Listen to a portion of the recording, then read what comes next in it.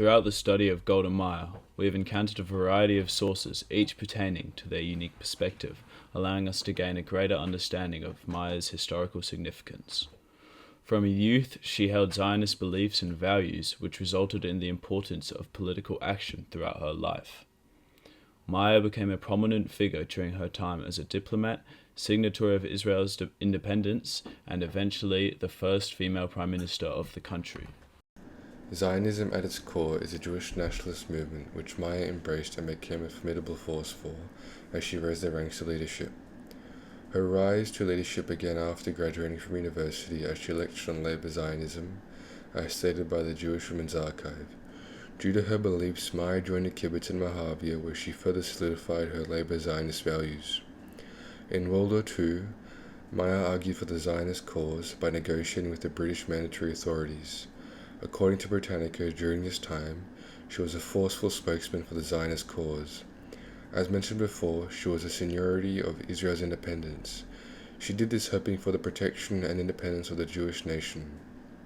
It is evident that Meir's youth gave birth to her desire to promote Zionist values wherever she went, whether it be from the streets of university or the seat of leadership.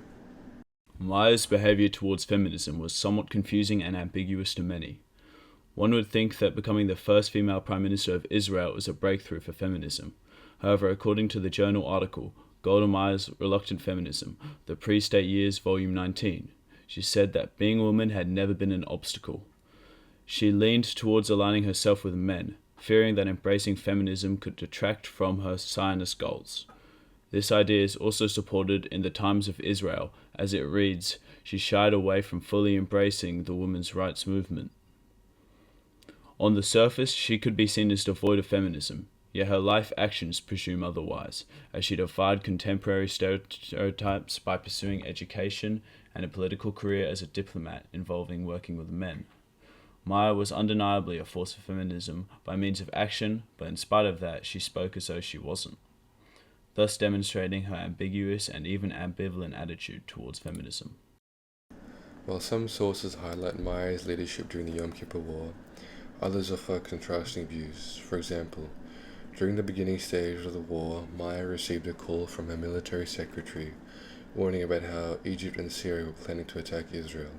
Thus, her advisors Diane and Elazar provided their advice to Meir. Diane proposed for limited mobilization, while Elazar opted for a preemptive strike.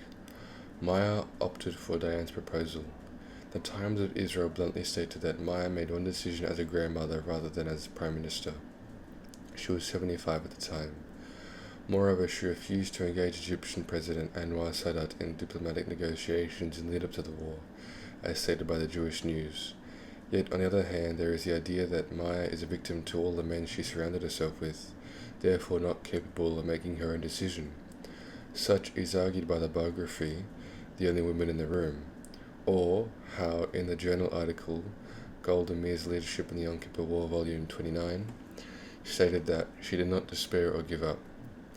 However, Meir's choice to surround herself with men stems from her Zionist commitment, and her foresight about the impending attacks as revealed in discussions with American diplomats underscores her own judgment. These varied perspectives offer nuanced insights into Meir's historical significance.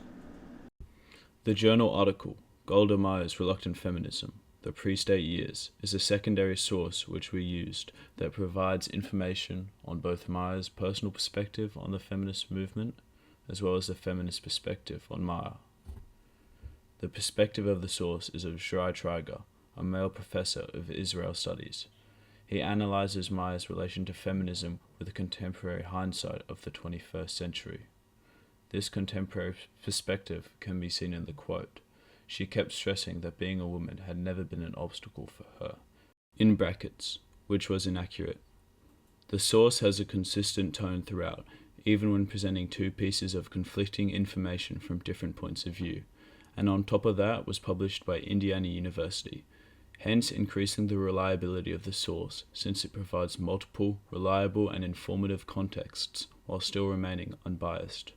An historian or student would find such a source applicable to their studies of Meir or the social culture and state of feminism in the early stages of Israel. The journal article has provided us adequate insight into Meir's character and Israel's attitudes towards feminism.